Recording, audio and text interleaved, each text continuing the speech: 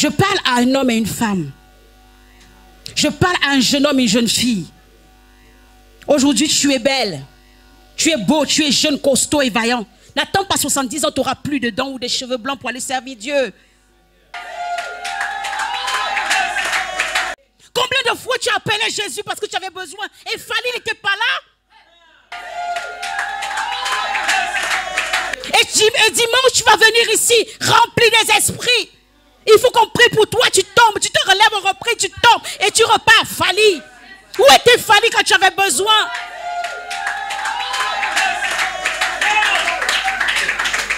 Tu es à l'hôpital, tu souffres. Tu appelles le pasteur parce que ce n'est pas Fanny qui va venir. Fanny, même s'il voulait, il ne viendra pas, il ne te connaît pas. Mais Jésus te connaît.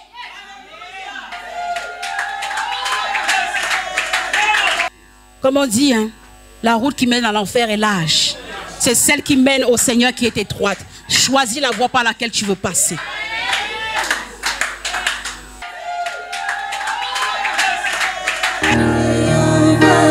Église de chance. J'ai ouvert ton nom.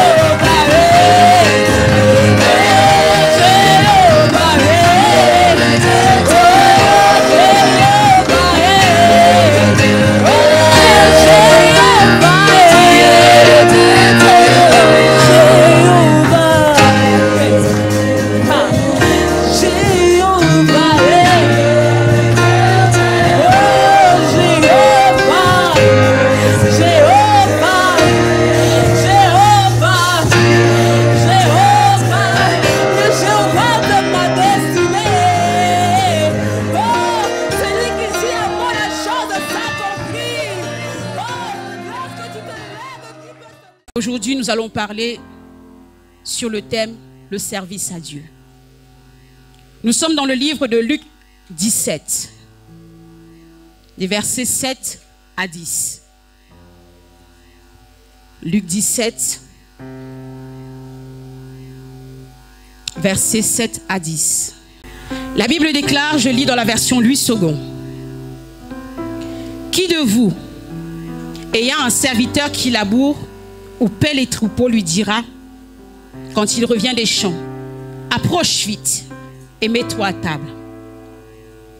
Ne lui dira-t-il pas au contraire, prépare-moi à souper, ceins-toi et me sers, jusqu'à ce que j'aie mangé et bu, après cela tu mangeras et boiras.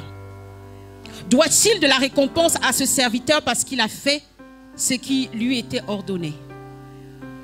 Vous de même, quand vous avez fait tout ce qui vous a été ordonné, dites, nous sommes des serviteurs inutiles. Nous avons fait ce que nous devions faire. Nous sommes debout. Dispose ton cœur à recevoir une parole concernant le service de Dieu. Peut-être tu sers déjà Dieu. Peut-être tu ne le sers pas encore. Prie que ce message te visite et que l'Éternel t'enseigne quelque chose sur le service. Parce que nous sommes tous des serviteurs et des servantes de Dieu. Peut-être tu ne le sais pas. Mais demande à l'Éternel au travers de ce message de te parler. Ferme les yeux. Dispose ton cœur. Prie en toi. Et demande à l'Éternel de te parler. De t'enseigner quelque chose. De te bouleverser s'il le faut. De te choquer s'il est nécessaire. Mais que quand tu sortes d'ici, que quelque chose change dans ta vie.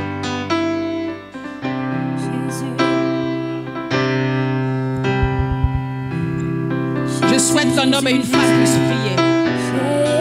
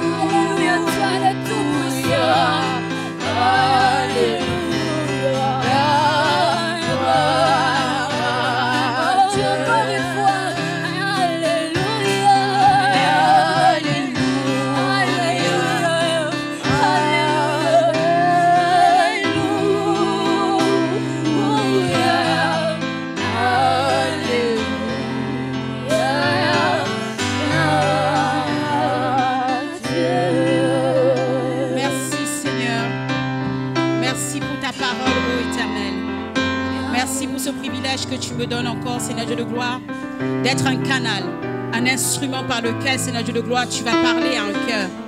Je prie, oh Seigneur mon Dieu, mon roi, que tu éclaires quelqu'un, que tu touches une vie et que tu impactes un cœur, Seigneur Dieu de gloire, en sorte qu'au sortir d'ici, quelqu'un prenne une décision. Que quelqu'un prenne, Seigneur Dieu de gloire, une résolution ferme. Non pas une résolution émotive au Père éternel, mais une résolution qui durera sur le temps. Une résolution qui durera jusqu'à ce que tu reviennes. Merci pour le message, Père éternel, que tu m'as inspiré. Je disparais, Seigneur Dieu de gloire, pour que ton esprit apparaisse. Je prie, Seigneur Dieu de gloire, en sorte que ce message que tu m'as donné trouve des terres fertiles et tombe en cette terre, Seigneur Dieu de gloire, pour produire un fruit agréable, Seigneur Dieu de gloire. Des hommes et des femmes sont venus te rencontrer, Seigneur Dieu de gloire. Ce n'est pas pour un homme qui sont là, ce n'est pas pour une femme qui sont là, mais c'est pour toi, ô Jésus-Christ de Nazareth. Regarde à leur cœur, regarde à leur vie, Seigneur Dieu de gloire, et sème quelque chose qui leur fera du bien. Seigneur, des fois faire du bien signifie choquer. Des fois faire du bien signifie bouleverser quelqu'un. Mais tant que Père éternel, ton nom est élevé dans la vie de cette personne, je prie que ton nom soit glorifié. C'est dans le nom de Jésus-Christ de Nazareth que j'ai prié. Amen.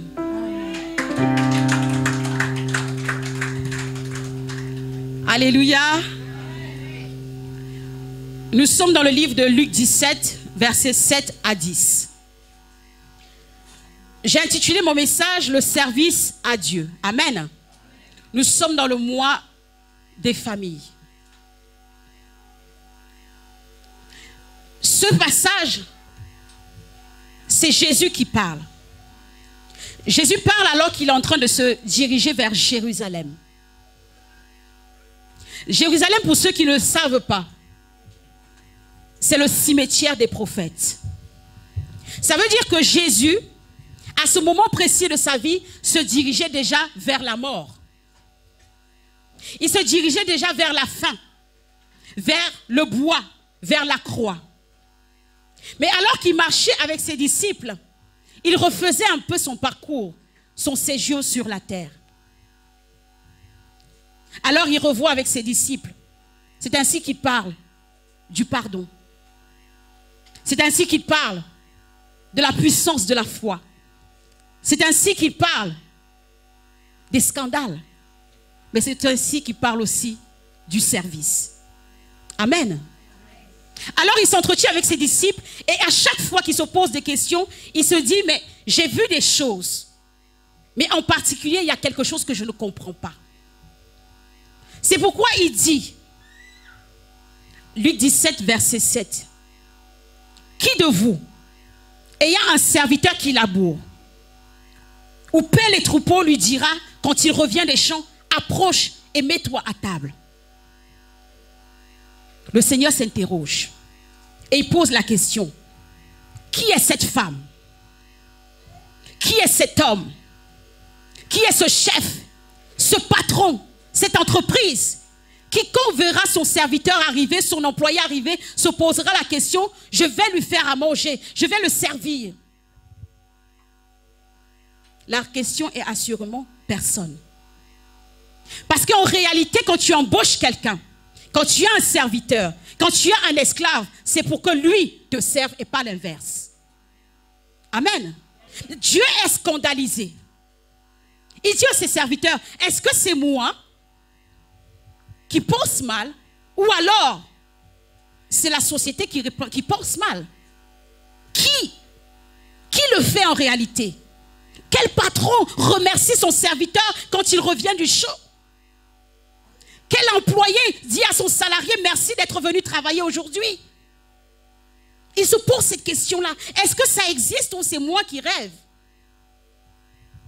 Qui de vous, ayant un serviteur qui laboure, le voyant rentrer du champ, lui demande, mets-toi à table, approche-toi, assieds-toi? Ça n'existe pas. Autant ça n'existait pas au temps de Jésus, autant aujourd'hui ça n'existe pas. Si tu prends un serviteur, c'est pour être servi et non pour toi le servir. Amen. Alors la Bible continue en disant, ne lui dira-t-il pas au contraire, prépare-moi à souper, ceins-toi, me sers jusqu'à ce que j'ai mangé, bu. Après cela, tu mangeras et tu boiras.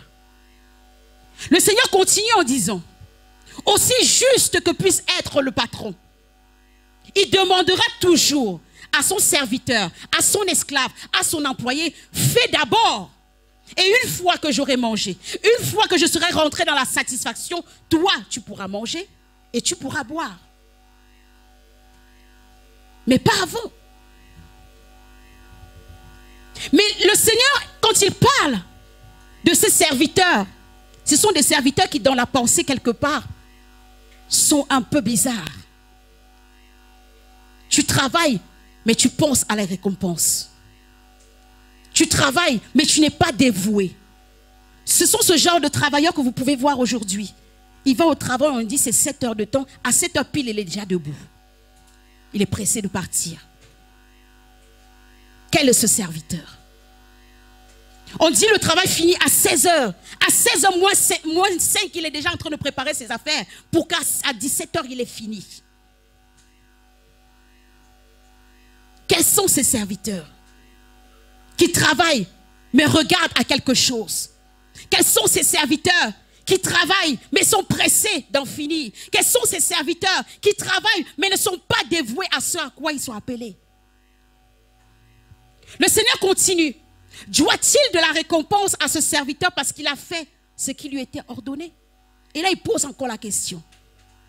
Est-ce que toi, aujourd'hui, si tu embauches un salarié, quand il a fini de travailler sa journée, est-ce que tu lui dois une récompense? Non. La réponse est assurément non. Pourquoi? Parce qu'il a fait ce pourquoi tu l'as embauché. Parce qu'il a fait ce pourquoi tu l'as appelé. Parce qu'il a fait ce pourquoi tu l'as missionné, tu l'as mandaté. Donc le Seigneur est dans des questionnements parce qu'il ne comprend pas ce qu'il est en train de vivre. De la même façon qu'aujourd'hui, nous avons des serviteurs et des servantes qui servent Dieu, mais espèrent quelque chose. Il sert Dieu, il espère être populaire. Quand il fait des lives, il espère 50 000 vues. Quand il sert le Seigneur, il espère que toute la salle va tomber. Quand il sert Dieu, il attend quelque chose de Dieu. Quand il sert Dieu, il espère qu'il aura des jets privés, qu'il aura des serviteurs et des servantes, des enfants qui vont l'appeler daddy, papa, maman. Il espère ça. Il sert Dieu, mais en regardant la récompense. Le Seigneur continue en disant, vous de même, quand vous avez fait ce qui vous a été ordonné, dites, nous sommes des serviteurs inutiles. Nous avons fait ce que nous devions faire. La Bible dit dans le livre d'Éphésiens 4 au verset 11. Si on peut nous l'afficher, Éphésiens 4 au verset 11. La Bible dit, le Seigneur a institué des prophètes, des évangélistes, des apôtres, des pasteurs, des docteurs, dans lesquels il a investi des talents, des dons pour servir le peuple. Amen. Tu es peut-être un prophète, tu es peut-être un évangéliste, tu es peut-être un docteur, peut-être tu es un pasteur. En soi, tu es un serviteur de Dieu et tu es une servante de Dieu. La Bible nous dit ici que toi qui évangélises en tant qu'évangéliste, tu fais la mission de Dieu. Toi qui prophétises en tant que prophète, tu fais la mission de Dieu. Toi qui es pasteur, qui prends soin des brebis, tu fais la mission de Dieu. Mais si tu le fais en espérant quelque chose en retour, en soi, tu es un serviteur inutile. Amen. Servir Dieu, ce n'est pas regarder à la récompense. Parce que quand le Seigneur interpelle en disant qui, il se pose la question. Servir Dieu, ce n'est pas attendre quelque chose. Parce qu'en réalité, toutes les questions que le Seigneur a posées, la réponse était non. On n'attend pas quelque chose quand on sert. En tant que serviteur, on sert. En tant que serviteur, on n'attend pas des honneurs. En tant que serviteur, on n'attend pas des acclamations. Si parce que tu as le don de guérison, tu me guéris, tu t'attends à ce que le ciel puisse acclamer, tu n'as pas servi Dieu. Tu as servi l'homme pour que tu sois acclamé. Le ciel n'acclame pas de telles actions. Parce que quelque part, le don de guérison que tu as te vient du ciel. Si tu vois un frère et que tu prophétises sur sa vie, gloire soit rendue à Jésus. Mais tu ne dois pas être acclamé parce que tu as prophétisé sur sa vie. La prophétie qui vient dans ta vie n'est pas ta prophétie. Elle vient du ciel. Si tu agis de la sorte, la Bible dit de toi que tu es un serviteur inutile.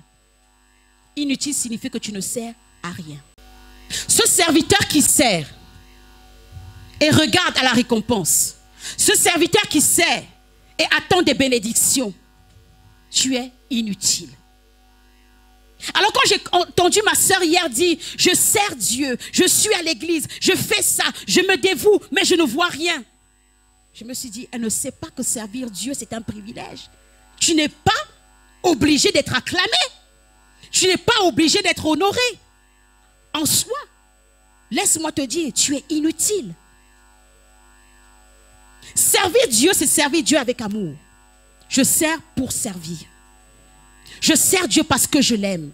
Je sers Dieu parce que j'aime voir les choses de Dieu. Je sers Dieu parce que je veux que Dieu soit glorifié. Je sers Dieu parce que je veux que le royaume des cieux puisse prospérer. Mais je ne sers pas pour bénir. Si tu es ici et que tu sers Dieu avec l'intention d'être béni, en soi tu es inutile. Parce que le serviteur qui attend une récompense, le jour où il ne sera pas récompensé, il abandonnera. Si tu viens servir Dieu parce que tu espères le mariage, au bout d'un an, tu peux encore espérer. Au bout de 2 ans, tu peux encore douter. Mais au bout de la 3e année, tu abandonneras. Parce qu'en soi, tu ne servais pas Dieu pour Dieu, mais tu servais Dieu pour le mariage. Tu es un serviteur inutile. Mais celui qui sert avec amour, peu importe alpha, peu importe oméga, il est là.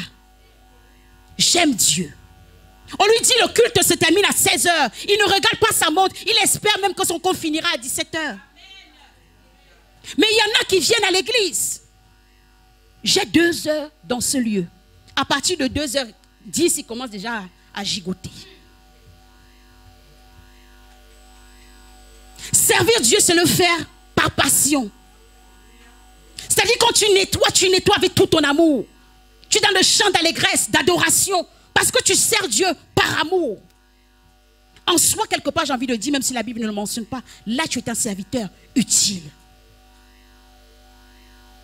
Quand tu évangélises, tu n'évangélises pas en disant, oh Seigneur, regarde les brebis que j'amène dans la maison du Seigneur. Tu évangélises en disant, Seigneur, que ton nom soit glorifié.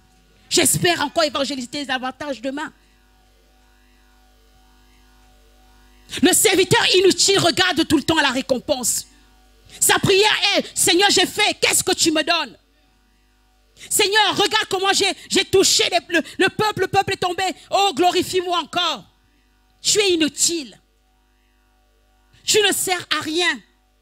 Tu n'as aucun effet ni aucun impact. Le royaume des cieux ne compte pas sur ce genre de personnes. Dieu est venu sur terre par amour.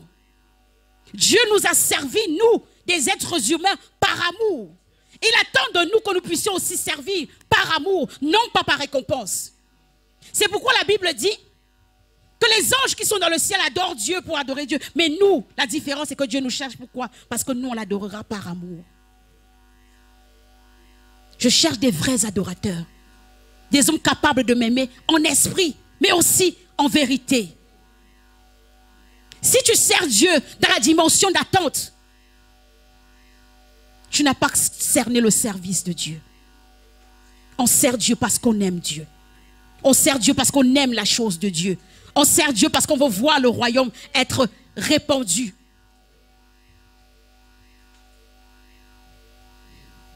Et la Bible est claire quand elle dit, Matthieu 28 au verset 19, allez et faites de toutes les nations les disciples. C'est une mission qui nous a été donnée. Tu as cette mission. J'ai cette mission. Tous ici, nous avons cette mission. Mais combien en réalité le font? Combien en réalité pleurent parce qu'ils n'arrivent pas à accomplir cette mission? Il y en a même qui s'en foutent. C'est dans la Bible, ça restera dans la Bible. Mais servir Dieu, c'est de se dire qu'il y a cette mission, et faire cette mission, c'est rendre service à Dieu. On sert Dieu parce qu'on aime Dieu. Amen. Je vais aller un peu plus loin. La Bible dit que il y a de ceux-là qui servent Dieu en attendant la récompense. Il y a aussi de ceux-là qui servent Dieu sans attendre quelque chose. Mais il y a une autre catégorie de personnes. Les chrétiens du dimanche. Moi, je les ai appelés des serviteurs plus qu'inutiles. Il ne sert à rien. Il vient le dimanche, il repart tel qu'il est venu. S'il s'est assis sur une chaise, il la laisse telle qu'elle. On ne sait pas s'il a une vie chrétienne qui est existante. On ne sait pas si les âmes l'intéressent. On ne sait même pas s'il est capable de prier. Il vient dans sa religiosité le dimanche. Il attend l'autre dimanche pour venir. Et le dimanche après encore, il est là. Il ne sert pas Dieu, ni par amour, ni par intérêt. En fait, il ne fait rien. Mais il est là avec nous. Plus qu'inutile. Quand toi, tu te lèves le dimanche et que tu viens là, quelle est la pensée que tu as dans ton esprit? Tu ne peux pas venir tous les jours sans chercher à savoir pourquoi je suis là. Chacun d'entre nous avait un but sur cette terre. Tu n'es pas venu pour vivre et mourir.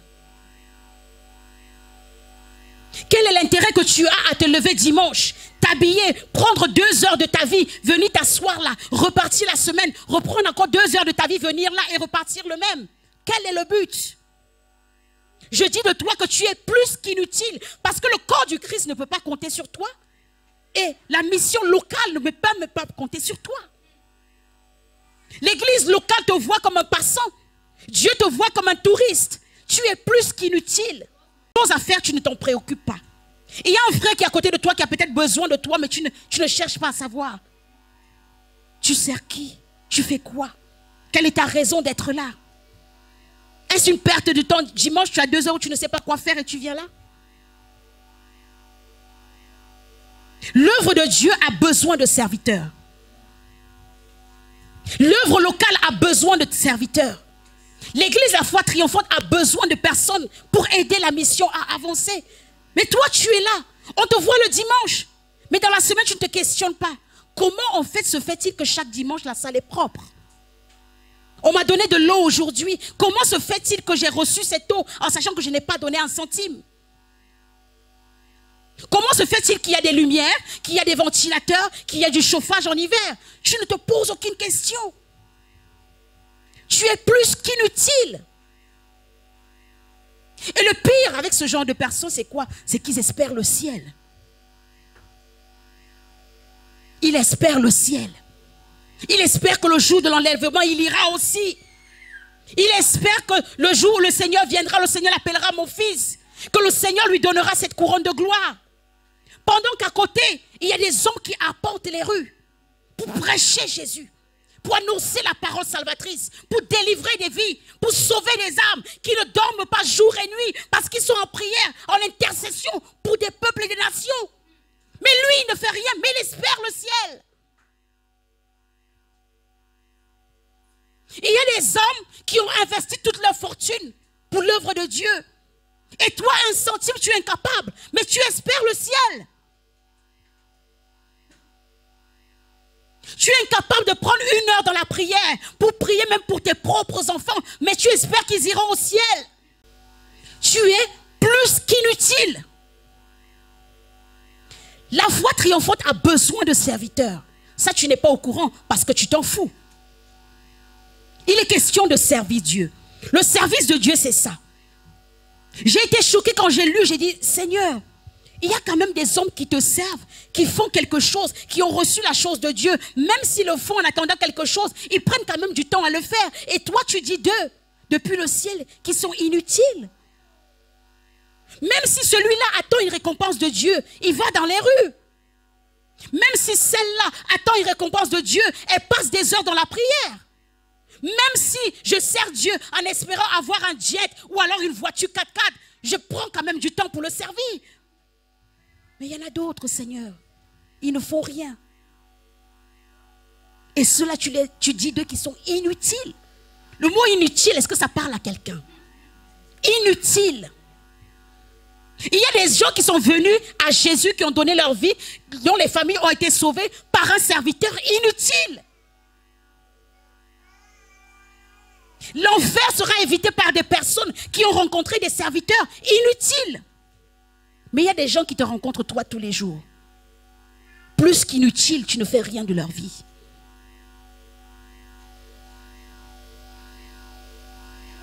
Tu ne parles de Jésus à personne. C'est même à peine si on sait que tu sers Dieu ou que tu connais Dieu.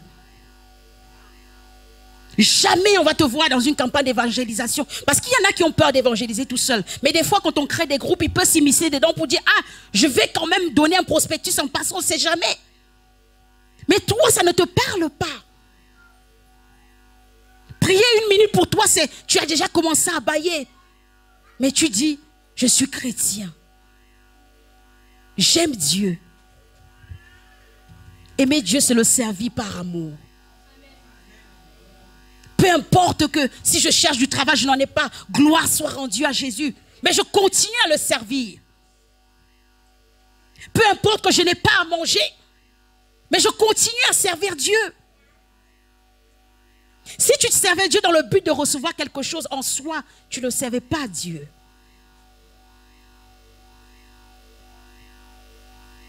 Dans le livre de Josué, qui est le thème de notre mois, Josué dit, moi et ma maison, nous servirons l'Éternel.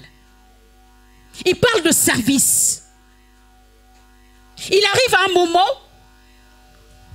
où il appelle les gens qui le suivent à faire un choix. Il dit, bah, si Dieu est Baal, si Baal est Dieu, allez-y servir Baal. Parce qu'il faut toujours faire un choix dans la vie dans laquelle nous sommes. Amen.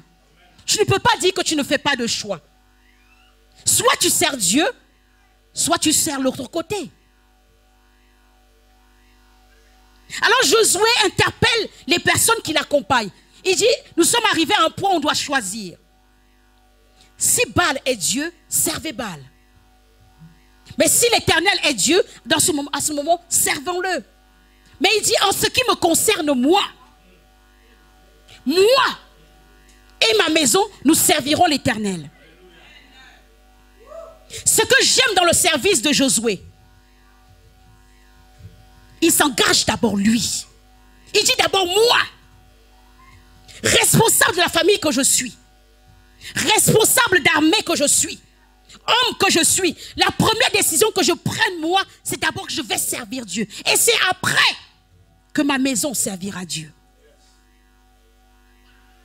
Quel engagement tu as pris? Quelle décision tu as pris? Josué pouvait dire, ma maison servira l'Éternel, mes serviteurs serviront l'Éternel. Mais pour être un exemple, un modèle de la position où il est, il s'engage d'abord lui. Moi d'abord, je montrerai l'exemple. J'irai à la bataille, j'irai à la guerre. Et s'il faut mourir, moi je mourrai en premier parce que je choisis de servir l'Éternel. Tu es incapable de prendre une décision. Un jour c'est Dieu, un autre jour c'est l'ennemi. Un jour c'est l'église, un autre jour c'est la boîte de nuit. Un jour tu dis la vérité, un autre jour tu mens. Si Baal est Dieu, sers Baal. Mais si l'Éternel est Dieu, sers l'Éternel. Nous sommes arrivés dans les temps de la fin, ça ne sert à rien de perdre du temps. Rachetons le temps. Prends une décision qui est salvatrice pour ta maison. Tu es une femme, dis, moi je servirai l'Éternel. Et au travers de toi, ta famille servira l'Éternel. Tu es un homme, le chef d'une famille, le responsable d'une famille, la tête d'une famille. Prends une décision. Dis comme Josué, moi je servirai. Et avec moi, avec la conviction que j'ai, avec l'effort que je mettrai, ma famille aussi servira Dieu.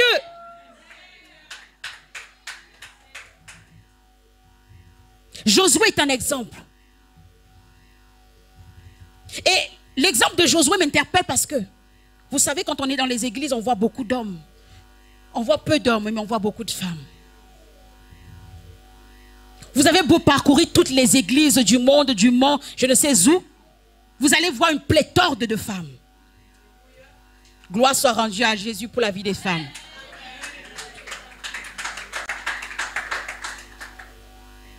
Mais j'ai été touchée particulièrement quand je vois un homme, Josué, qui dit, moi je prends l'engagement. Un homme.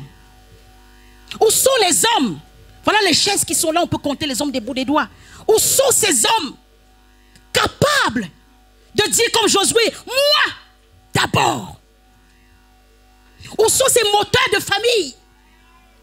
Où sont ses maris, ses frères, ses copains, ses compagnons, je ne sais que d'autres? Où sont-ils? Comme Josué, de prendre une responsabilité, de l'assumer, de tirer une locomotive avec eux, en tant qu'homme. L'homme représente une autorité.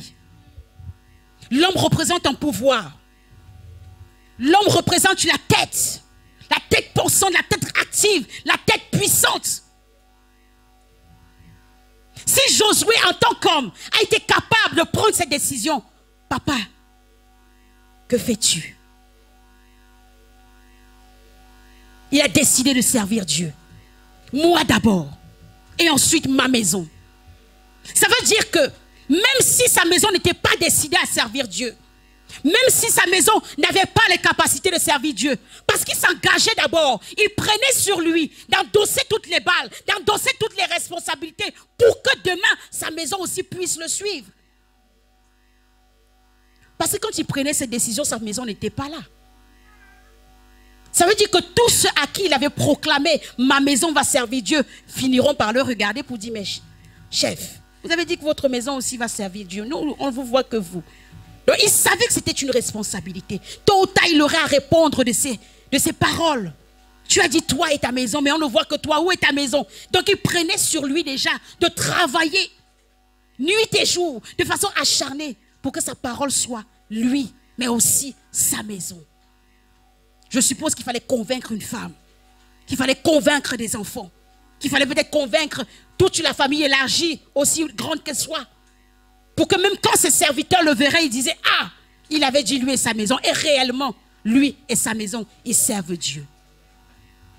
Des fois, on a l'impression que pour servir Dieu, il faut un contingent de personnes. Non, toi seul, prends la décision et tu seras capable de faire quelque chose. Toi seul, prends la décision. Tu es là. Peut-être que tu es le canal par lequel le Seigneur veut toucher la famille. Peut-être qu'au travers de toi, ta famille peut être touchée. Mais si tu ne prends pas cette décision, ta famille ne sera jamais touchée. Toi d'abord, sers l'Éternel. Il y a des gens qui, parce qu'ils m'ont vu changer, se sont posés des questions. Et le Seigneur les a visités. Amen. C'est-à-dire que ton changement, ta façon de servir Dieu, peuvent amener des personnes à donner leur vie à Dieu. Il y a des gens qui me connaissaient, qui me voyaient, j'avais des abonnements en boîte de nuit. Mais maintenant, je suis abonné à l'église. Ils ont dû se dire, qu'est-ce qui s'est passé pour que cette fille abonnée de la boîte de nuit devienne abonnée à Dieu? On la voit servir Dieu. On la voit proclamer Dieu. Tous ses statuts, c'est Dieu. Même si elle met une faute, c'est Dieu. Et même si elle dit quelque chose, c'est Dieu. Même si elle parle quelque chose, c'est Dieu. Même si elle respire, c'est Dieu. Qu'est-ce qui s'est passé? Juste par moi. Parce que j'ai pris une décision. Un jour, j'ai décidé de servir Dieu. Il y a combien de personnes sur ton Facebook qui te suivent? Il y a combien de personnes qui regardent ton statut Instagram? Il y a combien de personnes qui suivent ton WhatsApp? Au lieu de mettre des choses qui n'ont pas d'intérêt, des choses qui vont mener des gens du droit à l'enfer, proclame Jésus. Tu es incapable d'aller dans les rues, proclame Jésus. Tu es incapable de bénir un homme ou une femme, proclame Jésus. Mais ton Instagram ne sert à rien. Ton Facebook ne sert à rien.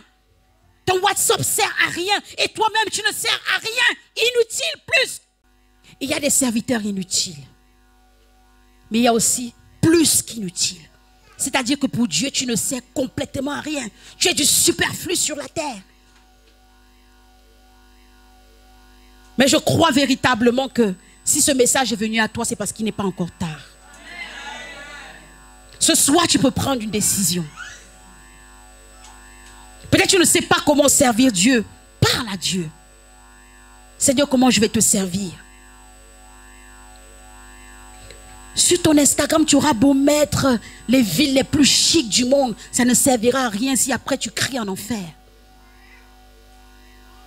L'homme riche pleurait et il dit à Abraham, envoie le pauvre Lazare. Quand tu seras dans les flammes, nous qui avons utilisé nos statuts, nos profils pour proclamer Jésus, on ne pourra pas, même si on veut te sauver. C'est maintenant qu'il faut que tu sois sauvé. Quitte le plus qu'inutile. Sois utile à la cause de Dieu. Ça te coûte quoi de mettre un verset par jour? Ça te coûte quoi de proclamer Jésus? Si tu es incapable de le faire par toi-même, derrière ton ordinateur, cache-toi, balance des versets.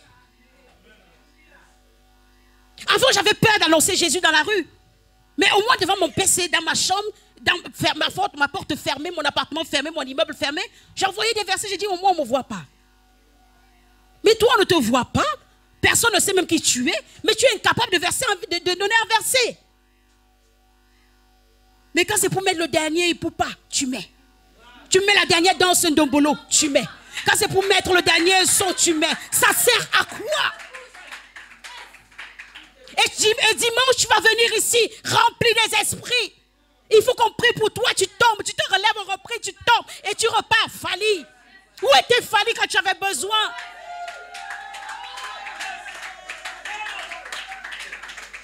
Tu es à l'hôpital, tu souffres. Tu appelles le pasteur parce que ce n'est pas Fali qui va venir. Fali, même s'il voulait, il ne viendra pas, il ne te connaît pas. Mais Jésus te connaît. Combien de fois tu appelais Jésus parce que tu avais besoin et Fali n'était pas là? Toutes les danses de Kizumba, tu connais. Les pas chassés, fouettés, arrondis, tournés, tu connais. Mais ça ne sauve pas. C'est servir Jésus qui sauve. Tu es jeune. Tu pouvais perdre ta jeunesse à faire des banalités. Ça ne sert à rien, ça ne sauve pas. On a été jeunes. David pouvait dire, j'ai été jeune, j'ai vieilli. Mais s'il y a une chose que je n'ai jamais vue, c'est le juste être abandonné et sa progéniture manger son pain. Tout ce que tu feras, demain, qui prendra soin de tes enfants? Mais Jésus est celui-là qui a dit, quand bien même ta mère t'abandonnerait, moi l'Éternel, je ne t'abandonnerai jamais. Fali t'a déjà parlé? Fali t'a déjà mandaté quelque chose en euros, en Ria, en Western Union? Mais tu passes ta vie en l'enrichir pour des broutilles. Moi, je ne connais pas les autres chanteurs. Peut-être qu'il y a d'autres chanteurs que toi tu écoutes. Peut-être c'est Booba, j'en sais rien. Maman m'a fait des directs. Elle prêche le retour de Jésus. 2 vues. Fali vient, il met une vidéo bizarre. 50 000 vues. Comme on dit, hein? La route qui mène à l'enfer est large. C'est celle qui mène au Seigneur qui est étroite. Choisis la voie par laquelle tu veux passer.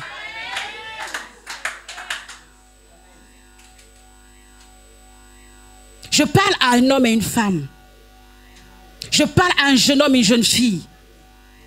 Aujourd'hui, tu es belle. Tu es beau, tu es jeune, costaud et vaillant. N'attends pas 70 ans, tu n'auras plus de dents ou des cheveux blancs pour aller servir Dieu.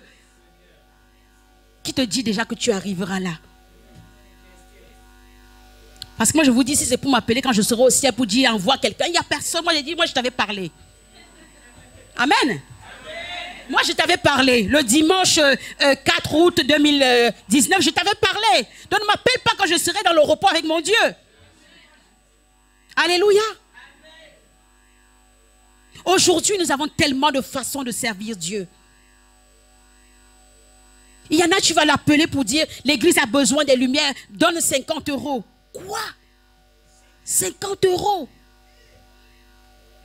Mais c'est toi qui vas faire les crédits à la Lafayette pour porter un pantalon qui va se déchirer, tu vas laver, des fois il rétrécit. Mais si tu avais investi dans la maison de Dieu, rien que tes 50 euros peuvent bénir ta 3e, 4e, 5e génération à cause de 50 euros. Servons Dieu. Amen. Servons Dieu. Rentre chez toi et pose-toi les bonnes questions. Chaque fois que tu fais quelque chose, même quand tu manges, Père, toi, je mange pour qui? Amen. Est-ce que la Bible, une fois quand je lisais, il disait il y a des gens qui sont riches, mais combien sont riches pour Dieu? Amen. Que tes biens servent Dieu. Que ta vie serve Dieu.